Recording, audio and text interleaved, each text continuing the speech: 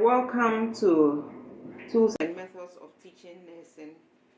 And this is the first session where we are going to look at the teaching and learning processes that go on within nursing. So for the session overview, we want to understand the fact that teaching and learning go together. And the purposes of teaching and learning are explained, as well as how attention must be given to these processes when it comes to nursing education in specific. It is often said that one person teaches, but two people learn.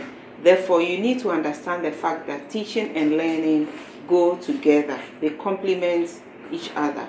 By the end of the session, it is expected that students will be able to define the concept of teaching and learning, identify the purposes of teaching and learning, explain a few theories of learning, and then discuss some factors that affect learning. So I want to ask, why do people teach?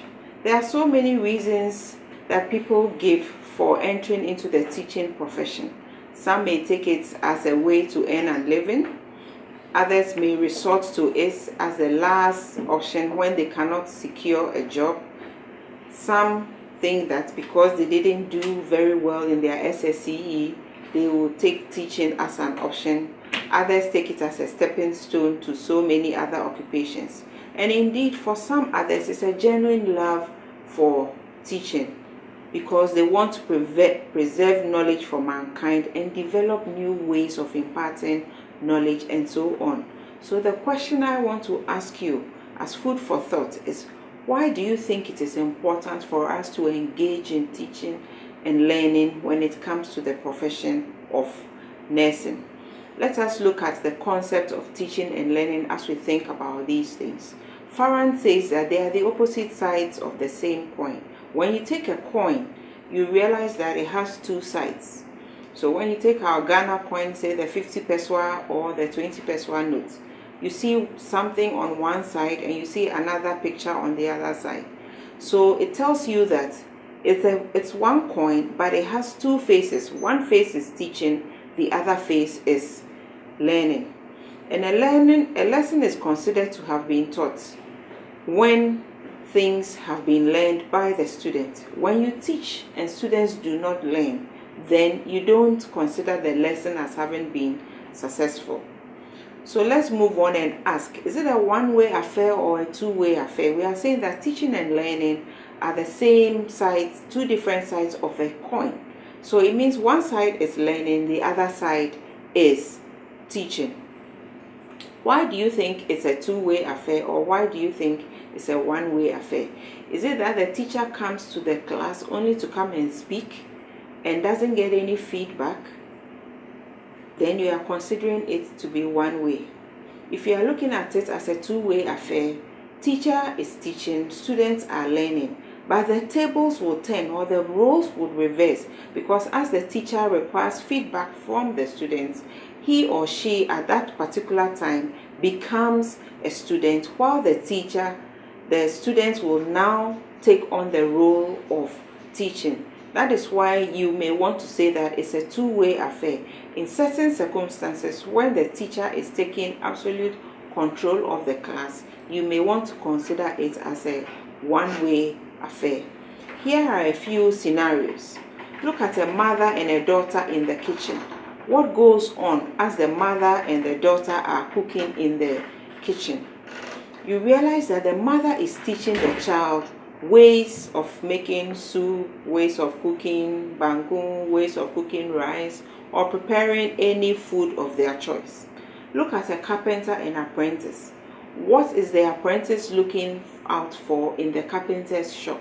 He wants to acquire the same skills that his master, the carpenter, has, and therefore he has gone to study under the carpenter. Look at the professional teacher and students in the class. The students have come in there to acquire knowledge, and the teacher is the one imparting the knowledge. So you realize that teaching is going on in all these scenarios, and someone is there to acquire the knowledge. So one plays the role of the teacher, the other plays the role of the student or the learner. And therefore, teaching is an activity of imparting knowledge, skills, attitudes, and values to learner. Back to our scenarios. The mother in the kitchen is not only teaching her daughter skills, but teaches her certain attitudes, values that you need to consider when you are preparing your food. It's not only pouring the ingredients together into a pot and putting it on fire, but the time that you need to take in preparing, the way the environment should be like. So it's not just the knowledge, but you may need to add other things to it. And these are the things that we'll consider to be the skills, the attitudes, and the values as well. Teaching is an activity which is performed by the more experienced individual, the one who is more knowledgeable, with a view of helping the one who is less knowledgeable to acquire those knowledge, skills, attitudes, and values. So in effect, we are saying that teaching is a process of bringing about learning.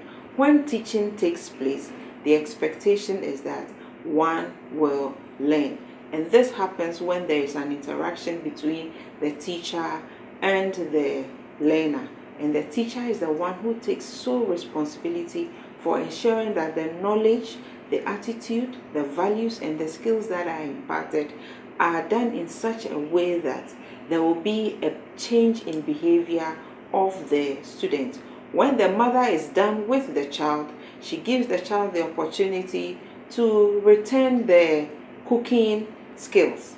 And when the child is able to successfully do that, the mother feels satisfied and content that the teaching has been effective and her daughter has been able to learn. Likewise, the carpenter and his apprentice, or the professional teacher and the student in the classroom. Now let me ask a question. Are teachers born or trained? Pause for a moment and think about it.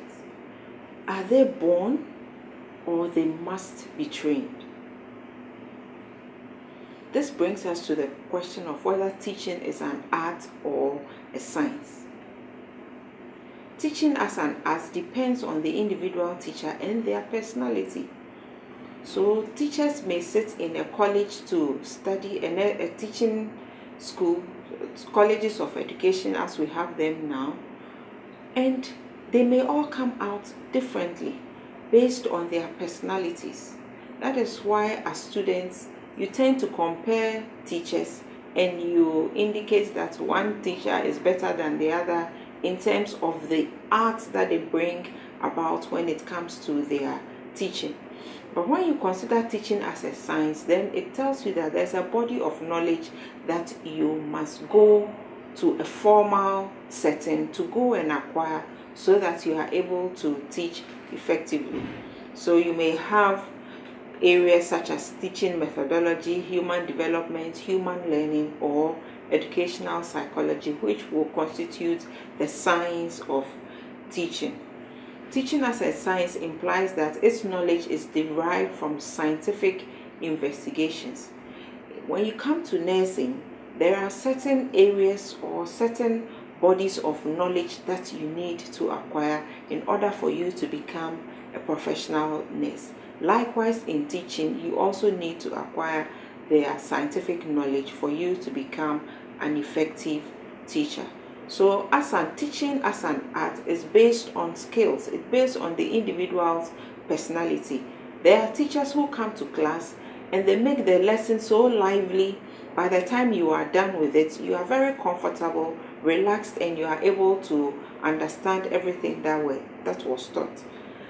Likewise, there are other teachers who may make learning a bit difficult for the students. It is based on the personality of the teacher, and that forms the art component of teaching.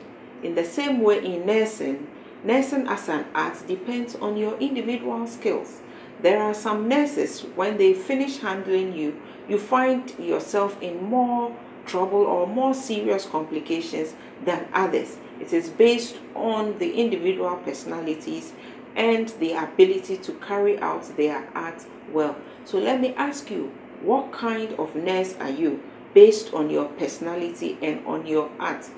Are your patients comfortable with you when they are done having interacted with you, or they are more frustrated? And teaching as a science looks at the body of knowledge. In nursing too, we have our own body of knowledge, and therefore you need to acquire that in order to be able to translate it into the requisite skills. We move on to the purposes of teaching, and here they are very simple and straightforward: to help students acquire, retain, and be able to use knowledge. So first of all, acquire the knowledge. You should be able to retain it, and then you can use the knowledge. We want students to acquire skills and establish habits. We want students to develop attitudes. What kind of attitudes are suitable when it comes to teaching our patients or teaching in nursing? We want to promote critical thinking and problem solving. You have done UGRC courses in critical thinking, and you should be able to apply that when it comes to solving problems. So we approach teaching by talking to students. So in a traditional classroom, what you would see would be a teacher talking to the students. They talk with the students. It means they also get feedback from the students.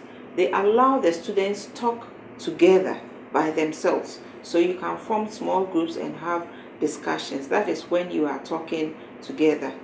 And in nursing, we need to show students how to perform certain procedures. That's a major approach in teaching when it comes to nursing.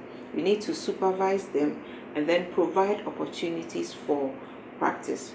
For showing students how supervising them and providing opportunities for practice, you tend to see more of these things in our demonstration wards or in our skills lab. Then we send students to the ward, supervise them, and provide opportunities for them to practice what they have learned in the skills